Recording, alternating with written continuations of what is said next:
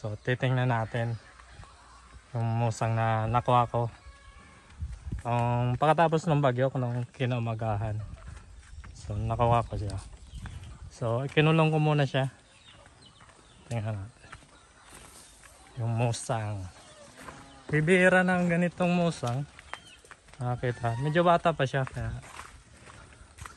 medyo mahina pa siya nung nakuha namin. Ayan. Dito ko muna siya kinulong. Dito sa aking kinulungan ng manok. Gutom na yata ang mga alaga. Nasa lobong na. So yan. Dito siya. Ayan yung nakuha kong musang. Yan ang ganda yan. Nung pauwi na kami, nung pagkatapos ng bagyo, kasi hindi kami dito natulog doon sa aking magulang na bahay. So pagbaba namin, yun, tumalo na aking aso. So kala ko, ano lang, so di siya tumitigil, tahol ng tahol. Parang may kagalit siya doon sa isang tambak ng bunot. So yun, lapitan ko. So ito pala, halos di siya makatakbo kasi gawa ng basang-basa siya. Siguro nung medyo humahangin, nasa niyog siya, nahulog na siya. Tapos medyo malakas din ng ulan, ayun, nahulog siya. Tapos timing din, yung aso ko nakita siya. So yun, kinuha ko na. So medyo mahina kasi siya, kaya nakuha ko siya. Pero kung hindi ito nangihina, nako, ang bilis nito, hindi ito maabutan.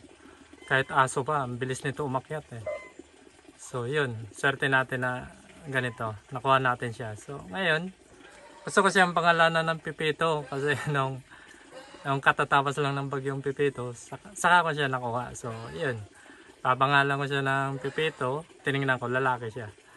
So yun, bagay na bagay sa kanya yung pangalan ng Pipito. Yan.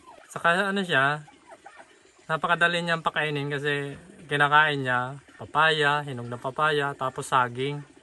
Yan. Yan ang mga kadalasang kinakain niya. Kaya di tayo mahirapan na pakainin siya, alagaan. Kaya di tayo mahirapan pakainin siya. Talagang mabubuhay siya. Hindi siya masilan na alagaan. Kasi yung dati yung lolo ko, meron na nito. Meron ng alaga musang. So yun, pakain nito, ganito rin, saging, kaya hinog na papaya, kaya yun. Kaya di na rin sa akin iba ng ganito. Kasi nakakita na ako nito, na inaalagaan talaga. So, yun, hello, Pito. Ayun, ang cute niya. So, ito namang ay musang, sa umaga, lagi siyang tulog. Yan ang musang ngayon kasi gising siya kasi nandito tayo Pero sa kalimitan talaga, tulog siya pag pag umaga. Sa gabi siya, yun, active na active siya sa gabi. Kaya minsan sa sa kanyugan, gumagala siya pagkagabi. Pero pag sa umaga, yun, mga tulog sila, kaya bibihira sila makita.